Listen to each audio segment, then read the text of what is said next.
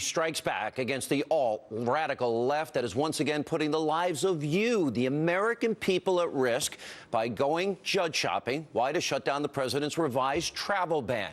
Now, that's tonight's very important opening monologue. All right, it was not hard to see this coming. Two Barack Obama-appointed federal U.S. district judges have blocked President Trump's revised travel ban executive order from taking effect. Now, true to form, President Trump is doing what he always does, and that's fighting back. You gotta love it. Watch this. Hundreds of refugees are under federal investigation for terrorism and related reasons. We have entire regions of the world destabilized by terrorism and ISIS.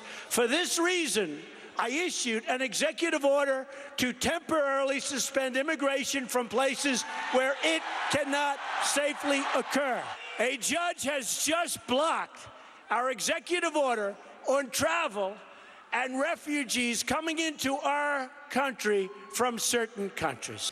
All right, we've been saying on this show that this is all part of the radical left strategy to undermine the president, delegitimize him, in this case, cherry-picking liberal judges to rule against what are very legal constitutional executive orders. But now what we're seeing is becoming far worse because these activist judges, they aren't just slowing down the president's agenda. Now they're putting the lives of you, the American people, literally in jeopardy. Now, at this point, it is very clear the left would rather score cheap political points than listen to the repeated warnings about the risks of letting unvetted foreigners into this country. And it's important for the left to hear this because these warnings initially came from Obama-era top U.S. national security and intelligence officials that ISIS would infiltrate the refugee population. Take a look. Would that bring in Syrian refugees pose a greater risk to Americans? I mean, it's clearly a population of concern. The concern is in Syria, the lack of our footprint on the ground in Syria, that the databases won't have the information we need. So it's not that we have a lack of process, it's there's a lack of information. And that obviously raises grave concern as to being able to do proper background checks of the individuals coming into the country. Yes. I don't obviously put it past the likes of ISIL to infiltrate operatives among these refugees. We can only query against that which we have collected.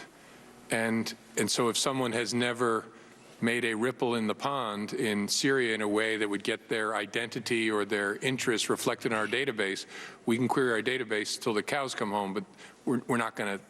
There will be nothing show up because we have no record on that person. There is some fear that some of these refugees may actually be posing as refugees, but they might actually be al-Qaeda or ISIS terrorists trying to sneak into Europe or the United States. What do you make of that? Well, certainly that's a possibility. I mean, you can't dismiss that out of hand. We should be conscious of the potential that Daesh may attempt to embed agents within that population. The group is probably exploring a variety of means for infiltrating operatives into the West, including in refugee flows.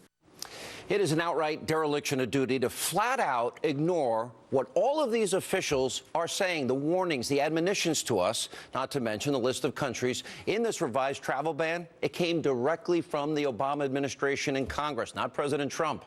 And to the alt-left critics of the ban, I urge them to take a look at Fox News. Reporting from last week, here's the headline.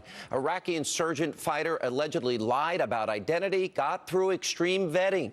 Now, the investigation into this is still ongoing, but it could show exactly what President Trump and all those top Obama officials had been saying could happen to this country, that terrorists can infiltrate the refugee population coming in here. So tonight, America needs to make a very, very profound choice. Actually, it's very simple. On the other hand, do you want to sacrifice your safety over the fears of slightly inconveniencing a few people?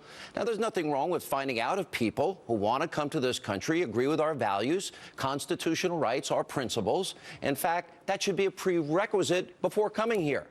Now, it's time to put protecting your life, the life of the American people, over being politically correct.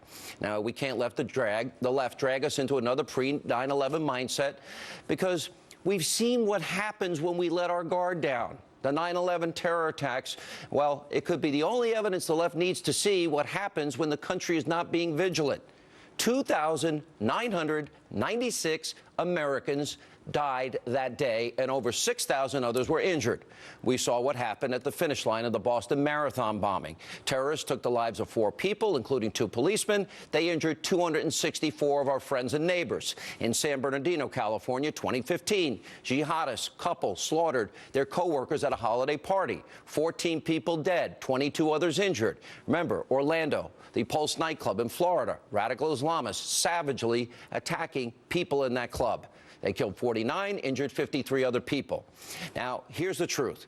If the alt-radical left wants to continue to undermine the president's ability to keep you, the American people, safe, and if a single person dies because Trump's extreme vetting policy is being blocked, they will have blood on their hands.